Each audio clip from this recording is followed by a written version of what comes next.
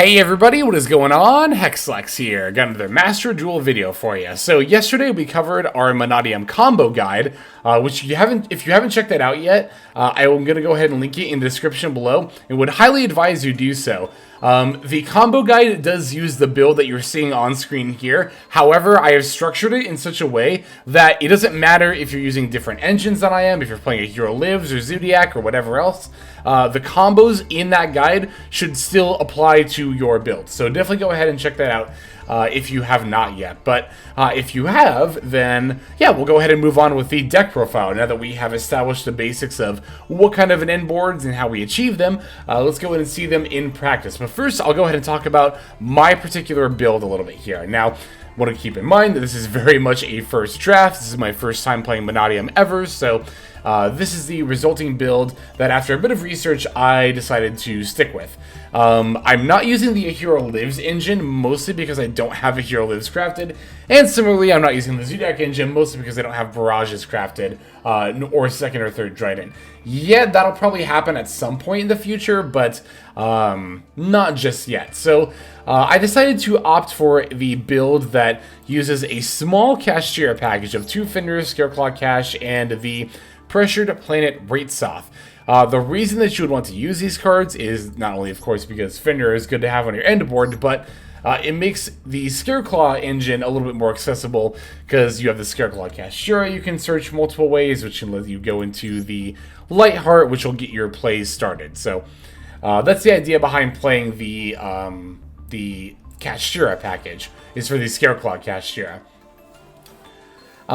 As far as some of the deck building choices go here, we're on to Visas Starfrost, although having a third one would not be a bad idea. I've only crafted 2, because I also have a copy of Primeval Planet Perlereino, so if you are only wanting to craft 2 Visas and you still have your Perlereino, you can definitely get away with that, just using a Perlereino instead of a third Visas. However, I will say that Visas Starfrost is not bad to open at all. In fact, it is a lot of, like, alongside Meek or Riumheart, represents pretty much a full combo line, so it might not even be a bad idea to play 3 Visas and then still play the Perlereino. I've actually considered crafting the third Visas and just doing that anyway. But, yeah, so that's why we're playing the Perlereino. That looks a little bit weird, but it's literally only to add the Visas Starfrost here.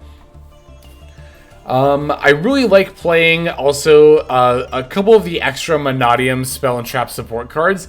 You'll notice I have one of each Imaginings and Reframing. I like having the one of Reframing because sometimes if you open with like an Abscission you would search anyway, like if you open Riumheart, Meek, and Abscission, then it gives you something to do with your extra search. You can just grab this Omni Negate Counter Trap, which, you know, that's pretty good. It's pretty good to have an Omni Counter Trap. Do note that it won't destroy the card unless you have Visas or a Visas clone, a monster with 1500 attack and a 2100 defense in your graveyard or on your field. Excuse me. And not all of our combo lines will actually end with those cards in the graveyard. It's very possible to, because you have to banish them for the Vicious Astraloud, to end without those in the graveyard. So just keep that in mind, that if you don't have Visas or one of his clones in the graveyard, then you only negate the card and you don't destroy it. Let's see, I'm trying to think if there's anything else I want to talk about as far as like the build goes. As far as the extra deck goes, there are a couple of slots that are definitely flex spots here. Mainly the Borreload and the Chengying. I'm playing just because I wanted to have another 8 and another 10 in case I needed them.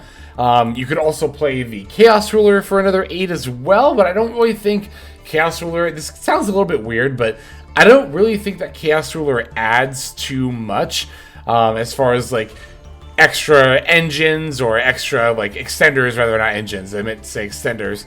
Nor does the Chaos Ruler body really do a whole lot extra here. So that's why I'm not playing Chaos Ruler. I don't think it's needed. We have the Accel Synchro Stardust to help make us the Dis Pater, so.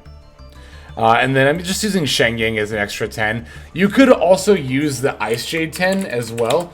What is her name? Ice Jade Gamir Agronine, because we do actually have water tuners. We have the Mannadium Meek. So, this is also definitely very, very usable, when it comes to your extra 10 body. But I just selected for Chengying just because I already had that.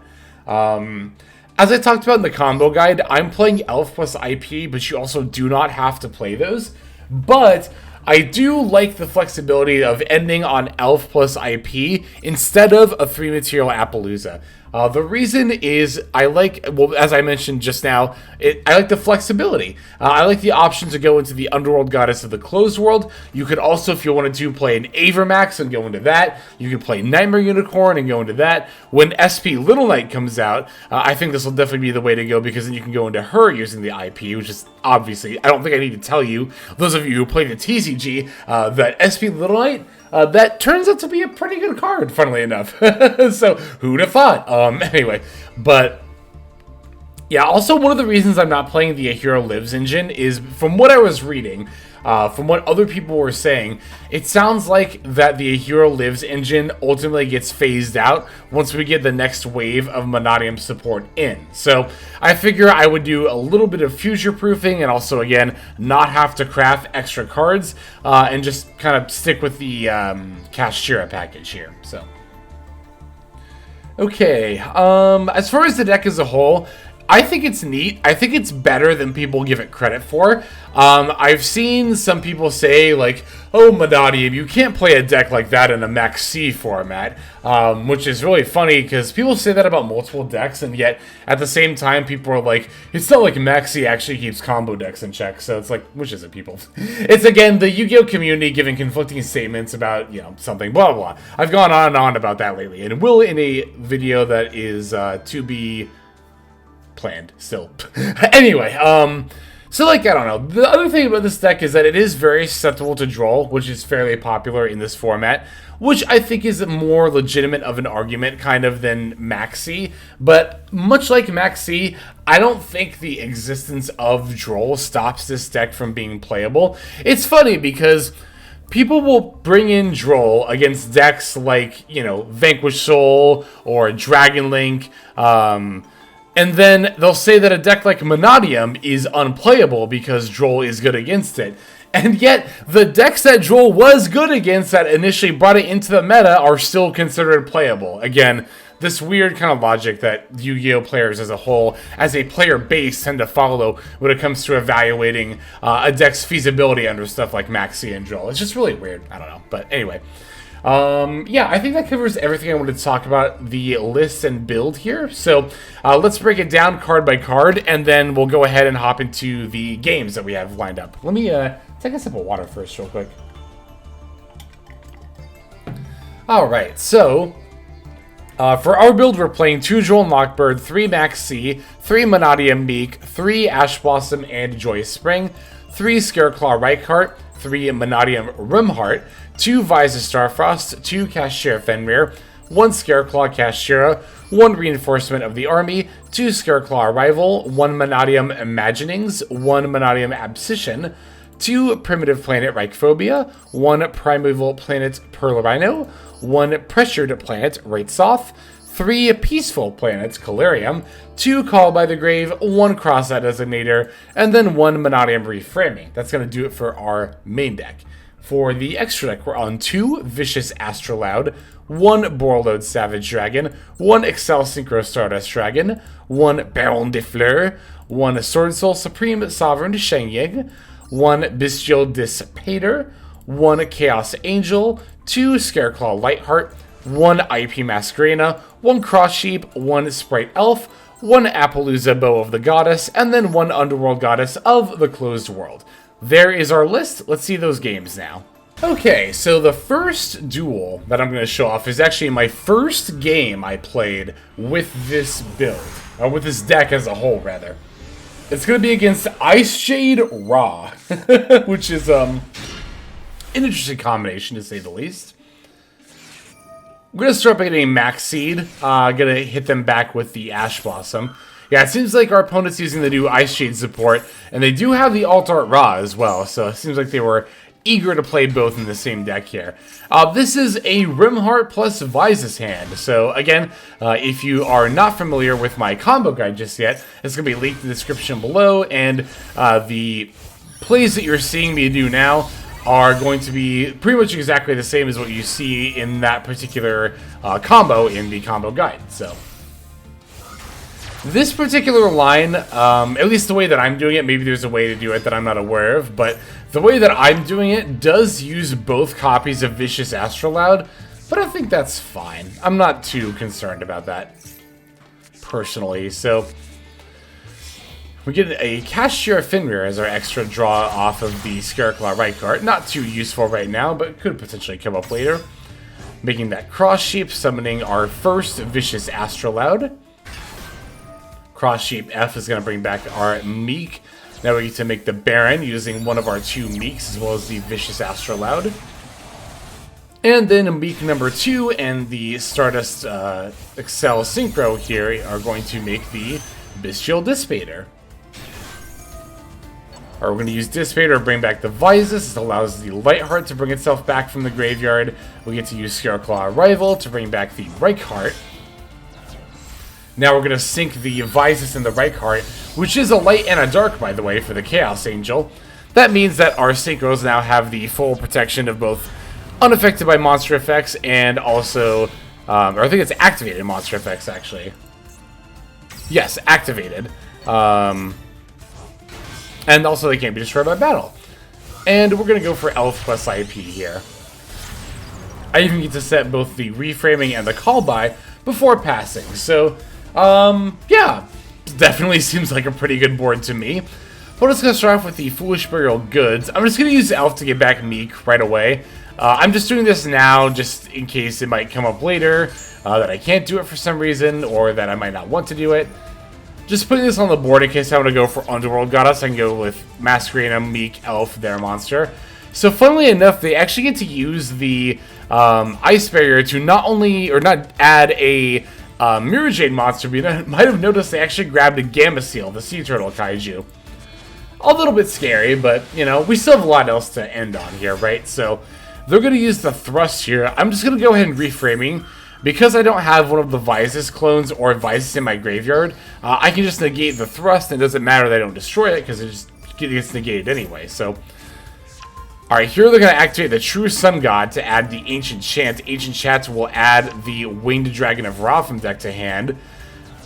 Ancient Chant also gets to banish itself to get an extra tribute summon, and unfortunately for me, they have the Soul Crossing for the Ra! Ah! So they get to tribute not only 1 monster with Gamma Seal, but 3 more with the Soul Crossing. They tributed my Chaos Angel, my IP Masquerena, and my Bystial Dis Pater, leaving me with just Elf, Meek, and Gamma Seal, which I don't think I have to tell you is not anything at all. And what's also sucks here is the Ra, rather, gets to actually pay down to 100 to have, like, over 15,000 attack. I quit. I just conceded in response to this. I didn't, I don't know. I will admit, I was a little bit tilted. I was like, God, this was the first game. I'm trying to get, you know, games for this video. I do the combo that I didn't even know. Before this game, by the way, I had not watched a guide for if you open Visas plus Riumheart. So I was excited that I figured out this combo line all by myself, only to get shut down by a Ra. I'm like, God, what is this? One of those, like, Subway Surfer Yu-Gi-Oh! Videos where it shows Egyptian god cards beating up on the latest deck. But you know what? At the same time, not only do I show off the combo line, but now not tilted. I can say that, yeah, this was a very, very cool play that my opponent did. So, hats off to them. I also don't usually start off showing off a loss, so I wanted to do that for a change here, too. Very, very good game. Well played, TO Time. You played very well here. GG's. Let's go ahead and show off the rest of our games now.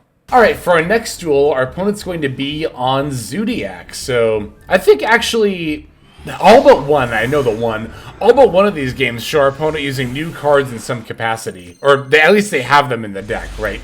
The last opponent did have the new Ice Shade card, and then this person, yeah, they're going to be obviously on all of the recently released Zodiac stuff. So, here I'm going to start with the Mannadium Imaginings to kind of sculpt my hand a little bit. I didn't mention this in the profile, but this is the other one-off Mannadium spell trap card we're playing, just one Imaginings. I like having a single copy of this card. You don't want to see it like every single hand, but it is nice for certain hands to be able to kind of like unbrick them or even make them more optimal. Because keep in mind, although you have to reveal a Mannadium monster or a Visas card in your hand, you can place any card from your hand on the bottom of the deck. So it's not like you have to give up the card you reveal that you might want to combo with otherwise. Even if you already have a full combo, if you open Imaginings, I like still playing the Imaginings to potentially find like an Ash Blossom or a Callby or something to help insulate our plays there. So we're also going to throw out, of course, the Fenrir while we have nothing on the field. And here we have the Riumheart, the Meek, the Abscission, all that fun stuff. So this is going to be a fairly standard 2-card combo. We're just also doing it with the Fenrir on our field too. So yeah, the Calarium is going to grab the Visas.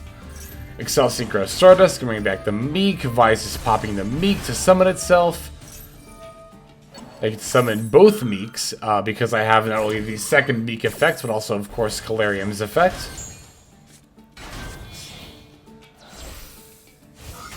Alright, now Visas links off for the Light-Heart. Light-Heart will add the Reichphobia. I've already got a Reichphobia in hand, but of course, we, one, need the Light-Heart for further comboing, and two, it doesn't hurt to have the extra advantage anyway, right? Never does. So, Reichheart grabbing Arrival, and then drawing another card, which is Maxx here, which I don't think I need to tell you how insane that is. Oh, I misplayed here. I made Cross Sheep. Yeah. I did misplay here. I want to point this out. Again, we're still learning the deck, but I should have made Cross Sheep using one of the two Meeks. Instead, I accidentally used it, or summoned it using Light-Heart and the Reichheart. That means that now I have to summon Baronne using the Accel Synchro Stardust, which means I can't summon the Dis Pater anymore. Also means I won't be able to go into Chaos Angel, which is a bit unfortunate, but what I can do is, I'll still make another 10. I'm just going to end up making the Chengying instead of the Dis Pater, which obviously Dis Pater is a little bit more useful going into the opponent's turn, at least a little bit more often, but again, not the end of the world or anything. But we do also miss out on the Chaos Angel too. Yeah, I'm just going to use the Arrival to bring back that Reichheart again, and then link it with the Meek that I brought back with Elf to summon the IP Masquerena, set the Reframing, and then pass. So, darn, we only ended on Elf, IP, Baronne, Chengying, Fenrir, instead of an even better board. Here I'm going to allow the Imperm on the Baronne to resolve. Opponent's going to normal summon Reichphobia. I'll chain the Maxx into the Reichphobia. Against Zodiac, it's always best to chain the Maxx into their normal summon, so that way they don't just start stacking Exceeses without you getting draws. But this opponent, it seems, just decided to fold in the face of Maxx, as well as, of course, the rest of our board here as well. I still have the Reframing face down. That's an Omni-Negate counter trap. Elf plus IP can optionally go into either Goddess or the Appaloosa. I just need to use the Elf to bring back a Meek to do really either. And yeah, we still have the Fenrir banish, of course, as well. And also, when Fenrir banishes, we can set that up and time it in such a way that the Chengying will be able to get a banish at that point as well. So yeah, pretty solid turn 1 game there. Let's go ahead and see our next duel. Alright, so here we're going to see a game against Gate Guardian. Yet another new deck, one of the other new ones I was talking about. I do actually plan to try this deck out. I don't know if I'm going to craft a Hero Lives for it, because Prisma's good in the deck. Just because it is just, a fun deck, but I have a Gate Guardians combined and a Whirlwind and Water, so it's on my radar. I'm not going to make a lot of promises regarding it, but it is on my radar. So here, funnily enough, they start with the Fusion deployment, and I thought, oh, Fusion deployment, it's branded, so I'll save the Ash Blossom for branded Fusion. But then they summoned the, the Suijin, and I was like, oh, okay, we're on this deck. So when they activate the Sacred Sword of the 7 stars, then I'll Ash Blossom. Because this will be 2 for 1 here. The idea being that my 1 Ash Blossom is trading for 2 cards to my opponent. The 7th Sword and the Fusion deployment, which brought out the Suijin. So, just simple advantage, right? I'm sorry, I'm having 4 cards now to their 3, so. Alright, like I said, Ash is going to stop those draws. They do still have the Shadow Ghoul of the Labyrinth here, or whatever this card is called. Yeah, Shadow Ghoul of the Labyrinth, I did have it right. That'll allow them to add the Labyrinth Wall Shadow, which will place the Kazijin But aside from one back row, that's not going to be too much more from them there. Do note that the Labyrinth Wall Shadow is a bit of a floodgate for attacks. Basically, only my level 5 or higher monsters are going to be able to attack, which is fun because this deck puts out a lot of high-level synchros. So, I'm going to start with the Rhoda here for the Riumheart. This will allow me to have the Riumheart plus Meek combo. I'm going to use Riumheart to add the Abscission and special the Mannadium Meek, using the field spell, the Calarium, to add Visas. However, the opponent is going to flip up There Can Be Only One. Now, for my deck, that's actually not too big of a deal. However, the Visas is a warrior, so as long as I control Riumheart, I'm not going to be able to summon the Visas, which I normally would do here, I think, by popping the Meek. But instead, I'll use the Abscission to pop the Meek. That will summon the level 4 Meek from my deck. I'll go ahead and use this Imaginings that I added. We'll put back the extra Meek that we got. We definitely want all of our Meeks in the deck, for sure. So now I can go for the Accel Synchro Stardust. Accel Synchro can bring back the Meek, because the Meek is, I believe, an Aqua, is it? A fairy. Yeah, Meek is a fairy. So now I can make the Baron, and now Baron can use its effect to pop There Can Be Only One. Now I don't have to worry about that floodgate. Again, I do have to keep in mind that Labyrinth Wall Shadow, if I want to OTK, I have to do it with basically all Synchro monsters, but I'm pretty sure I can find a way to do that. We're going to use the Abscission to summon the Visas, or I was going to, except for the fact that my opponent conceded, which is actually a little bit frustrating, because like I said, I wanted to find if I had lethal. I'm pretty sure I did, though, right? Because I could use the Abscission to summon the Visas. Oh, wait, but I used my normal summon, so I can't just normal summon Reichheart. But I could link it to Light-Heart, and then add the Reichphobia, and then special. I don't know. I'd have to play it out. Doing it in my head is a little bit difficult for a deck so new to me, but I think that if I were pressured to, I would be able to find lethal under the Labyrinth Wall Shadow. But even if we don't, it's like, darn, I didn't lethal them, but I only have, like, Baron plus Pater plus, like, Elf plus IP at the very least into their, like, one card left in hand there. But one more duel is what we got to show off here. Let's go straight into that. Our final game is going to be against everyone's favorite, a deck I actually have not encountered in a couple of months now, Numeron. Numeron. We love to see it, don't we? We don't. By the way, we don't. Lost the coin flip here, but they let me go first, so I was thinking Makonko. I'm more inclined to think Makonko than Numeron if the deck lets me go first nowadays, but that was not the case here. Alright, got the Rhoda for the Riumheart. For the Abscission. Wait, I went for Abscission here? That's a little bit weird. I should have gone for Meek. Yeah, I must not have known yet. Well, I had known because that Raw game was my very first duel. So I should have known. What the heck? Okay, well, we're going to Imaginings, reveal the Visas, and get pretty lucky by finding the right card here. Although, I guess to be fair, we could have, yeah, still done this, right? We still could have Abscissioned for the Visas and gone into the Light-Heart, but here, because we have the right card, I'm just going to go for that instead. We'll link that off for the Light-Heart, and then use Light-Heart's effect to add a Reichphobia. We get to activate the Reichphobia and add another Reichheart. No, we're going to add the Scareclaw Kashtira, I see. Oh, right, because we're going to use the Visas to pop the Light-Heart. Arrival brings back Reichheart. I can special Scareclaw Cash by banishing the Arrival, that makes sense. We're going to bring back Light-Heart while we have the Visas. Now we're linking the Light-Heart and the Scareclaw Cash into Cross Sheep. And then sinking Visas plus Reichheart into the Baronne. Okay, I think I see here. Did I? No, I didn't have access to Meek because I didn't add it. If I just added Meek, I wouldn't have had to do really fancy stuff here. But I suppose if nothing else, yeah, this will show us how to end on a 3-material Apo plus Baron. Which, yeah, I definitely should have just added Mannadium Meek. I just wasn't thinking about it, I guess. Okay, well, because if I had added Mannadium Meek, we could have ended on Elf plus IP plus Baron plus Dis Pater plus Chaos Angel, which obviously is a lot better than Apo plus Baron, but here I'm going to use the Baron on the Lightning Storm. I was really worried my opponent was going to have a second Lightning Storm or a Bageki, but thankfully for us, they didn't here. They do have a Small World. I'm just going to go ahead and Ash Blossom that, Maxx. Because now I know at least one of their 2 last cards is a monster. And I figure if they have a monster and 1 random card, 3 Material Appo is probably enough to stop that. And it does end up being enough here. But again, I did misplay. I could have added a Meek instead of Abscission and then just had a full combo. But I guess, you know, at the very least, I can show you a bit of a weird line if you kind of find yourself in a scenario where you don't have access to Meek like I was here. But that'll go ahead and do it for this video. Thanks everybody for watching all the way to the very end.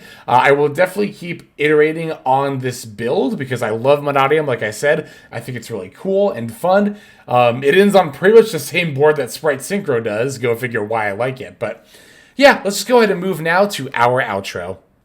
Alright everybody, that's going to do it for this video. Thank you for watching all the way to the very end. That means a whole lot to me, and it's also a fantastic way to support the channel. And if you're interested in supporting the channel in other ways besides YouTube, there are plenty of ways to do that. If you check out the description below, you'll find a bunch of links down there. One of them goes to my Patreon. You're actually seeing the names of everyone subscribed to the Patreon on the screen right now. So if you're interested in getting your name in the credits here at the end, if you want to see more daily Master Duel content, or if you're interested in one-on-one private coaching sessions, I offer all of that on Patreon. I also stream live on Twitch. Feel free to go ahead and click that link and follow and or subscribe there. I also have the Discord community, if you want to follow that link, where hundreds of duelists have already signed up. Free to join, and you can just come hang out, talk about the game, and chill in general. Final link that's going to be in the description is my Twitter. You can follow that if you want some more notifications of what's happening with the channel. So, all in all, thank you all so much for watching, and I hope you have a fantastic day.